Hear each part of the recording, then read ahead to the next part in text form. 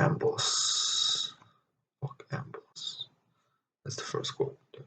So, carry on with the metabolic syndrome and treatment options. So, like I said earlier, it's a combination of things like hypertension, increased waist circumference, etc. Waist circumference, Amboss. Fuck you. And there's an increase in the waist circumference for more than 82 centimeters in girls and more than 103 centimeters in boys. Okay? No, not okay. And there's an impaired fasting glucose, meaning that it's around 6.2 to 7 in prediabetes and insulin resistance is associated with triacylglycerol. Do you know what I mean? No, I don't. In fact, I don't know what you mean. And there is no direct connection to cholesterol. What? Really? There are abnormal lipid levels, meaning that an increase in the triacylglycerol of more than 1.7 millimoles per liter. You mean less than? So it should be the other way around. Yeah, because that's too little even. And decreased HDL of less than 1.3 millimoles for females and less than 1 for males. And the metabolic syndrome means that the person is at significant risk for coronary diseases, strokes, diabetes, and fatty liver, and several cancers. Okay. Yeah, sure. When you sure, I don't like that word, man. Okay, anyways, metabolic syndromes means that the person is at a significant risk of coronary disease, strokes, diabetes, and fatty liver. Okay, and reducing these risks, both pharmacologically and with lifestyle changes, is very important. Pharmacological approach. So, what are some examples that you can remember right off the bat? So right off the bat, I can think of something like exercise, reducing intake, eating more healthy, and if it's genetic problems, there's not much you can do about it. If it's syndromic or drug caused, then you can reduce those drugs. Also, if you have certain diabetes medications like metformin and glitazones, for hypertension, you can give ACE inhibitors, calcium channel blockers, etc. On the other hand, beta blockers will increase the insulin resistance and worsen diabetes. So like I said, some antihypertensive drugs, as I mentioned, can worsen obesity and diabetes. And yeah, beta blockers is like apparently one of those. Statins lowers LDL, niacin, fibrates, triglycerols. Yeah. And non-pharmacological approaches include things like Western diet. So Western diet is strongly associated with higher risk of metabolic syndrome, whereas when you have food that's a lot of dairy products, fish, whole grains, cereal grains, and yeah, obviously the risk of metabolic syndrome is reduced. However, still, if you eat too much of this crap, then you'll still get fat as fuck. Okay. Okay. Next question. Exercise is thought to be an important intervention, and the current recommendation is for patients to perform regular moderate intensity physical activity for at least 30 minutes continuously. It's continuously, but somewhere else it says it doesn't need to be continuously. Anyways, that's, I don't know, for at least 5 days per week, ideally 7 days per week, and maintaining long-term adherence, whatever that means. However, it's basically because it's fucking boring. People don't really like exercise. That's why they don't do it in the first place. And ended up in this place. So it's like reality. You're trying to solve reality, but reversing the pathogenesis. But instead, you're not trying to prevent it. You're trying to reverse it, which makes no sense because life, you can't reverse everything. Not everything's reversible. Okay. He's trying to prevent it, yeah, or prevent worsening of it. Because if you stop the fat accumulation at the source, then gradually your metabolism is going to eat up your right. So nobody really thinks about the source. Go to the source, stop the source, okay, or start the source or whatever. Anyway, evidence suggests that excessive sitting and other behaviors that are low in activity and energy expenditure may trigger unique cellular responses. So, like I said, it's very important that you exercise, but like I said, it's a habitual thing, and you have to treat the habit and not the outcome, but the habit. Because the habit is what caused it in the first place. I like to think like a Warren song. The best song ever, but still, it's a song that talks about habits and it's important. Okay, next question. Treatment, diabetes mellitus, drugs like metformin, exercise. Same effect as insulin. So the same effect as injecting insulin. And if you have type 1 diabetes mellitus, and physical activity does not lead to an improvement in glycemic control, but has an effect on cardiovascular fitness and reduces risk of atherosclerosis. Great, that's great. You have a risk of atherosclerosis is reducing because diabetes can cause atherosclerosis, right? Through pathogenesis that I will not mention right now. Type 2, on the other hand, is casual therapy and weight loss. So type 1 is important for treatment of drug treatment because of the pancreas. There are many types of diabetes. I mean, gestational diabetes, type 1 diabetes, type 2, diabetes mellitus, adult MODY, so maturity onset diabetes of the young, or there's many different types of that. And it's usually due to certain genetic mutations, single gene mutations that cause this disease. I'm not really sure about the details there, but I should know apparently, but I don't. I'm sorry. Bye bye. Fail me if you want, but I don't think I deserve it. Um, First of all, I need to talk about Amboss. Those motherfuckers didn't tell me. Well, I didn't know. Again, that's your fault. Fuck you. Stop blaming everything on the goddamn student. Yeah, well, you're blaming it on the teachers. So we're blaming it on the student. Dude, stop copying me, you little piece of shit. I'm not copying you. I'm blaming you. I'm not copying you. Yeah, but that's what I do. I blame people, not you. That's bullshit. Man, that is bullshit, actually. I mean, yeah, I could say a lot of bullshit, but yeah, fuck you, anyways. Frequency, ideally at the same hour every day, better compensation. What? Ideally at the same hours every day, better compensation. The hour before the application is done. Well, why are you mumbling, bro? I'm not mumbling. This is my voice. Okay. Risk of exercise for diabetes. So, what kind of risks can we have for diabetes? So many things. Hypoglycemia during exercise. Okay. Uh, hypo, hypoglycemia during exercise. So high consumption of energy exercise. But what is so yeah. You have to be careful of hypoglycemia during exercise and increase in carb intake in the period before sports overuse. Yeah, so it needs to hypoglycemia in general is not good because it depletes the distribution. So let's say that the blood is the road and the hemoglobin and these red blood cells and all these things are trucks, okay, and cars and vehicles and airplanes.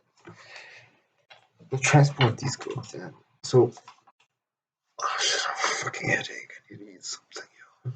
Yeah, cooking, bitch. I need to cook, motherfucker. Can you eat Amboss? No, I can't. Felt like it was made to. Intake. Or I need to take fuck this. Hypoglycemia. Just mentioned hypoglycemia during the rest. Why am I recording? I don't know. or start the trial period after I use up to date, okay? Okay, so hypoglycemia during rest. What is hypoglycemia? So hypoglycemia basically means that you have low blood and it can't be distributed to places that need it the most. Glycogen gets consumed and and and increased glycogen synthesis. The stock is added in the source of blood glucose, particularly for greater physical activity. Then risk of hypoglycemia is 16 to 14 hours after the sport. You know what I mean? And carbohydrate supplements, no intramuscular injection prior to the exercise. What? What? What? Okay, hyperglycemia, low insulin or insulin lowers glucose utilization within the muscle and intensifies hepatic gluconeogenesis, excess induced, has a very high intensity of exercise, okay? Not okay. What? Hyperglycemia. Low levels of insulin. Low levels of insulin, lower glucose. Uh, what? Intensified hepatic gluconeogenesis, you know what I mean? Nope. Intensified hepatic gluconeogenesis. Apparently, hyperglycemia is better than hypoglycemia. The principles of exercise diabetics. So you have to check the glucose before and after each exercise, in particular if the patient exercises for the first time or for a longer time. And control the levels of blood glucose before exercise if blood glucose over 50 millimoles per liter or below, and 5.5 millimoles per liter. Risky exercise. Eat 240 grams of carbs before every more intensive exercise. Exercise for longer than 60 minutes continuously recharges energy. Okay? Exercise for longer than 60 minutes continuously recharges energy. And drinking regime. Yeah, I don't know. So, drinking regimen every 20 minutes at 20 milliliters of liquids. Avoid injecting insulin. Yeah, because it promotes fucking, fuck this shit. I mean, eat 20 to 40 grams of carbohydrate before a more intensive exercise. Then absolute contraindication include advanced late complications of diabetes mellitus and glycemia of above 40 millimoles per liter will cause ketonuria because the glucose will be converted into ketone bodies. Why? Because there's no insulin to transport it to the so ketone bodies will instead try to become the energy source of the for the cells and causes ketosis. And if this will continue to get acidosis and may cause comas, consciousness disturbances, ketoacidosis, things like that. And glycemia of above 70 millimoles is just insane. Or it's not insane, but you can have problems without basically basically what basically without having ketosis. So that was that was that. We prefer combining endurance and strength training. So things like aerobic exercise, endurance improves the sensitivity of muscle cells towards insulin and decreases the blood glucose, which is great because um because it decreases hyperglycemia. You can also perform some strength tests, which can create development of muscles, which is good for the muscles apparently. Insulin sensitivity improves. Capillaries will also increase. You know.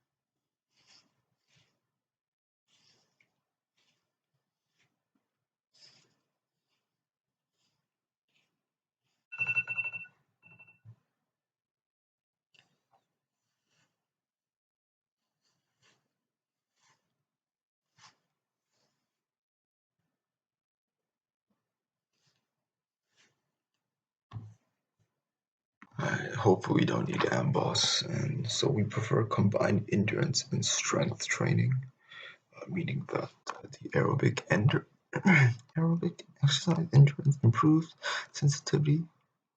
Okay, so mentioning that it improves sensitivity, strengthening exercise, change in body composition.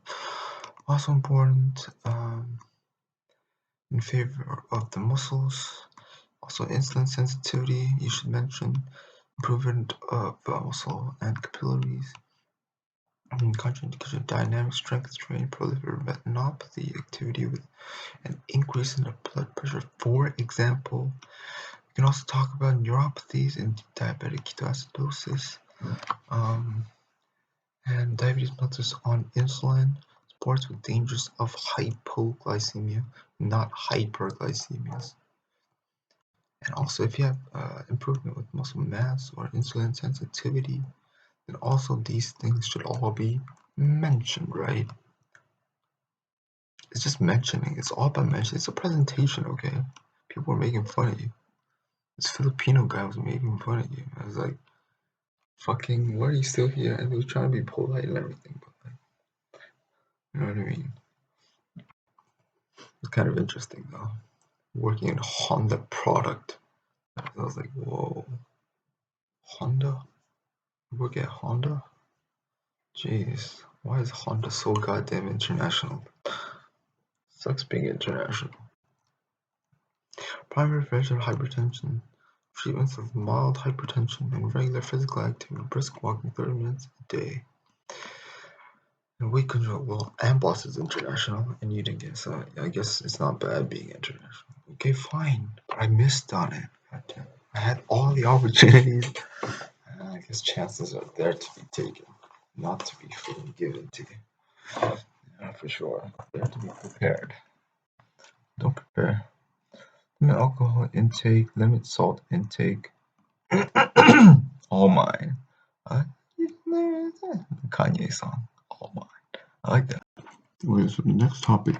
The next topic is the primary prevention of hypertension treatment. Mild hypertension. So what is mild hypertension? It's regular physical exercise, brisk walk for 30 minutes a day. 30 minutes, I can actually walk a lot. Controlling the BMI, limiting alcohol intake and salt intake to 6 grams of sodium per day. 6 grams, not 8, not 25, not 100. 6.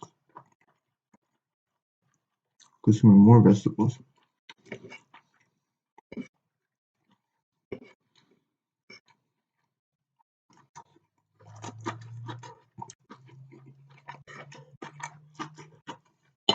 More vegetables. Low fat. Dairy products. That's animal fat. It's important. These are some things to take note, especially when you're talking about animal fat.